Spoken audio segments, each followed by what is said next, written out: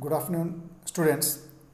Now we are in 68th session. So in this session also we will select some problems and practical problems and solve it. So first one, problem 1.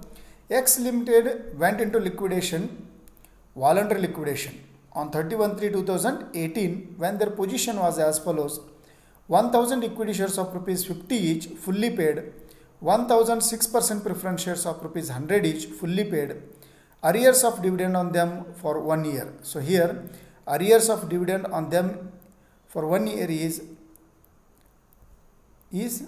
pending. So 1000 equity shares of rupees 40 each, rupees 30 per share paid, 40 each is the fully paid and the 30 per share is partly paid. Calls in arrears rupees 4000 and calls in advance rupees 6000. Cash left after making payments to all the creditors, the expenses but before making call was rupees 1,16,000. Articles of the company provides that preference shares holders have priority in repayment of capital and dividend.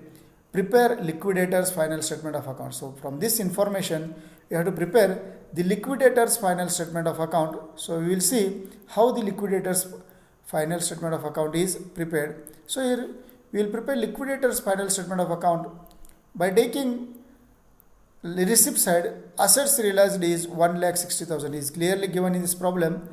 The amount which is realized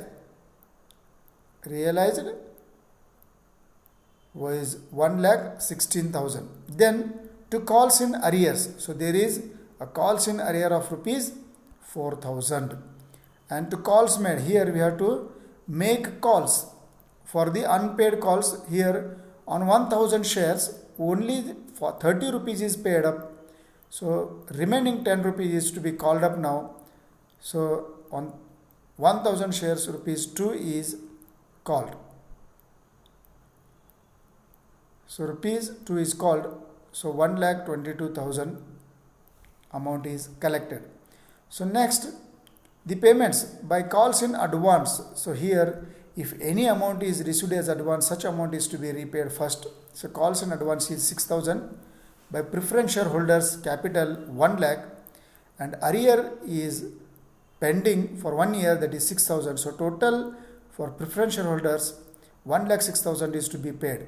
By equity shareholders 1000 shares into 10 each means here rupees 10,000, uncalled capital is 10,000. So here like this the payments are made. So in problem 2, X Company Limited went into liquidation on 31/3/2019. The following was the statement of assets and liabilities as on that date. So here the statement is given.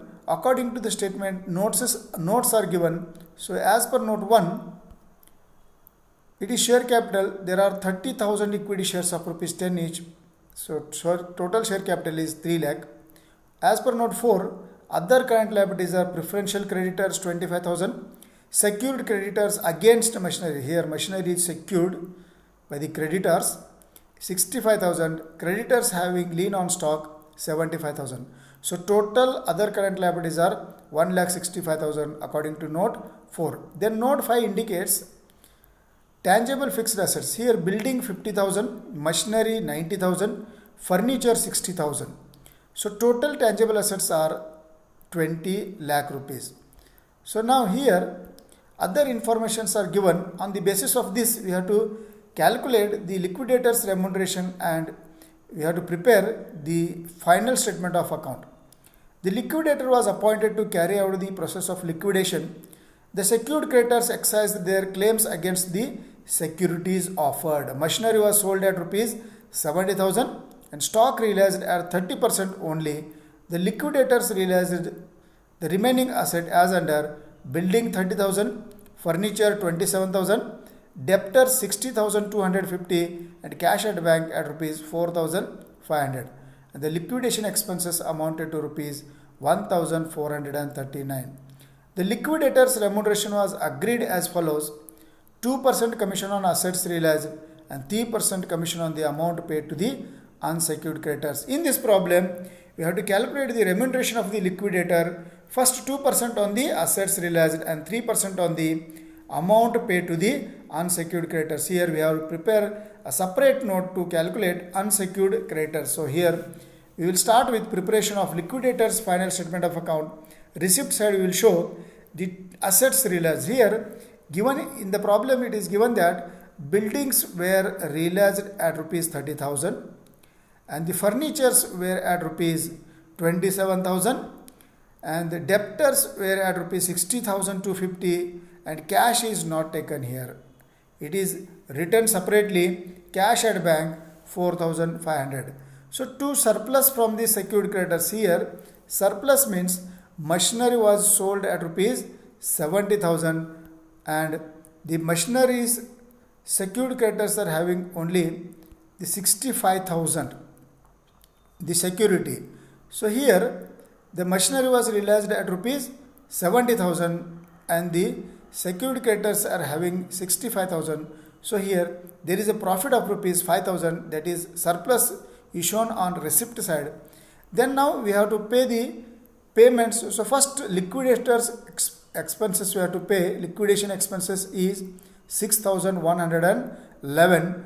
By liquidators remuneration, first 2% is to be calculated on assets realized. Here the total assets realized is 2% on 16,750. So here rupees 2,535 is the amount.